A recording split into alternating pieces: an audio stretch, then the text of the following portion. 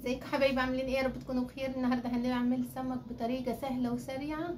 وقبل ما نبدا الفيديو يا ريت تشيروه او تعملوا لايك وكومنت حلو منكم علشان القناه تفضل مستمره.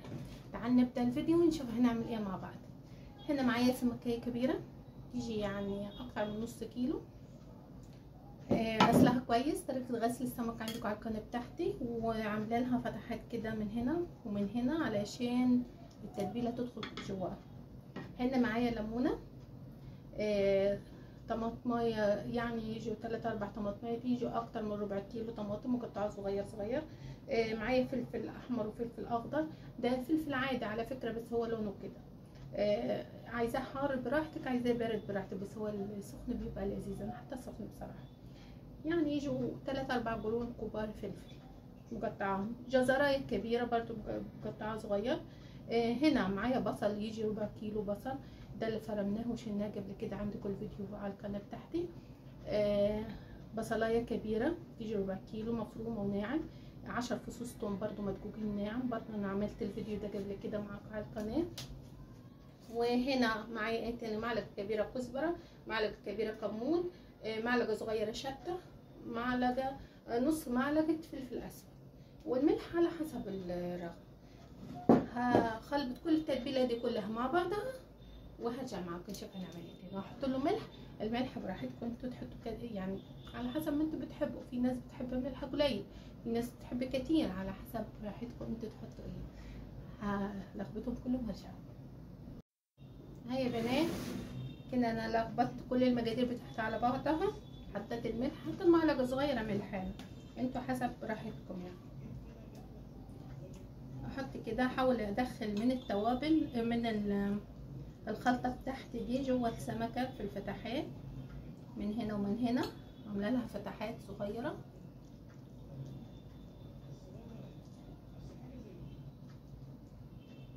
ندخل شويه من التتبيله برضو جوه هنا من الحاجه اللي نحط جزء منه من تحت وجزء من فوق. ممكن تكتروا كميه السمك براحتكم، وهتكتروا الخضار برضو على حسب عدد اللي هياكلوا، عدد الأسرة بتاعتك. بس كده هنزل بكل التوابل بتاعتي واروح اولع الفرن على 180. هحط على الرف في النص واولع من تحت بس علشان انا عايزاها تستوي كويس. والسمك مش بياخد كتير، هحط له نص كوبايه ميه، نص كوبايه ميه بس، واحط معلقتين زيت كبار. احط معلقتين زيت كبار بس كده يعني، حتى الزيت مش واخده زيت كتير يعني، صحيه ولذيذه. هدخلها الفرن ولما تستوي هوريها لك. مش بتاخد طيبان كتير، السمك مش بياخد طيبان كتير في الفرن. نولع من تحت بس، اول ما ميتها تنشف خالص اروح مولع الشوايه من فوق تاخد لون، وهرجع تاني معاكم نشوف هنعمل ايه مع بعض. احلى سمك هتاكلوه في الجو الحر ده، في ثانيه عملنا التتبيله وهيستوي في ثانيه برضه.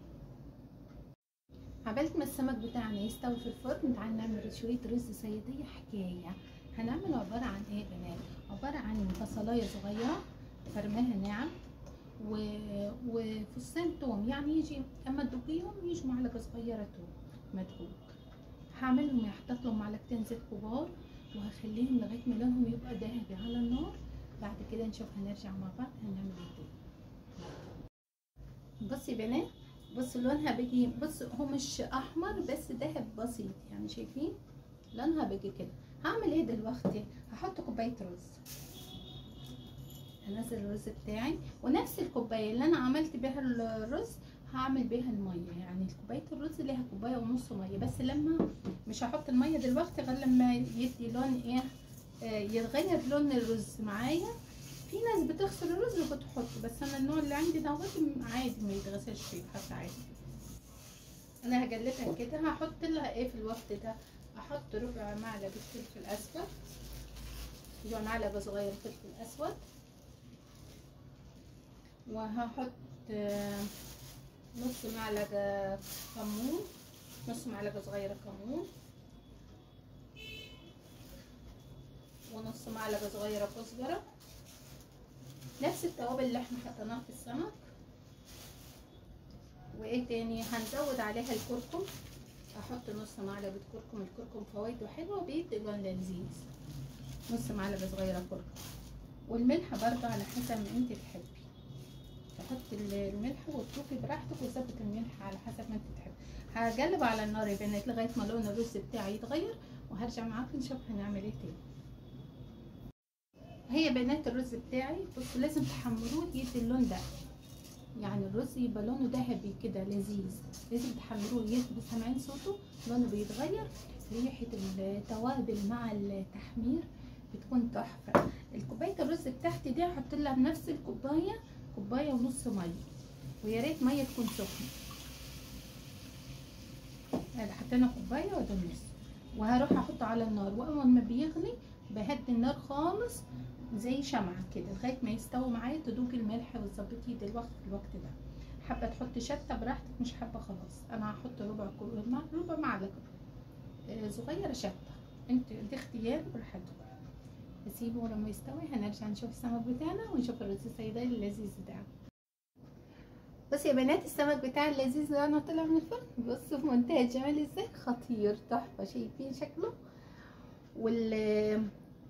الخضار اللي نازل ده تحفه بجد، بيبقى واخد من طعم السمك، بيبقى طعمه حاجه فظيعه بجد. جربوها الطريقه دي خطيره في الجو الحر ده. وعملنا احلى شويه رز صياديه، بصوا فظيع. شايفين الرز بتاعي؟ شايفين المفلفل ازاي؟ في رز يا بنات زي الدقيق بالظبط، في رز بياخد كوبايه ونص ميه، وفي رز بياخد كوبايتين ميه على حسب نوع الرز بتاعك. ماشي؟ بصوا خطير بجد تحفه. يعني تحط كوبايه ونص، ولو لقيتيه محتاج تاني وشرب الميه بتاعته ولسه ناي حط نص كوبايه تاني. ما لقيتيش محتاج يبقى خلاص. اهم حاجه في الرز اول ما بيغلي بنوطي النار خالص ونغطيه وبنسيبه لغايه ما يستوي خالص ويشرب ميه. هقدمه في طبق وهوريه لكم. اهي يا بنات السمك بتاعك، بصوا شكله تحفه خطير. شايفين الرز والخضار عليه يعني ريحته فظيعه مع الرز الصياديه تحفه بجد. والخضار ده خطير اللي نازل منه ده بيكون طعمه تحفه. بصوا يا بنات انا عجبكم الفيديو، يا ريت تشيروه وتكتبوا لي لايكات كتير. نفسي بس يبقى عندي فيديو واحد بس ترند. مش عارفه انا الفيديوهات بتاعتي فيها ايه علشان مش بتتفاعلوا معايا. اشتركوا يا بنات في القناه عشان القناه تكبر بيكم وليكم. نفسي بس القناه تفضل مستمره معاكم يا حبايبي. كل سنه وكل يوم وانتم طيبه وبخير.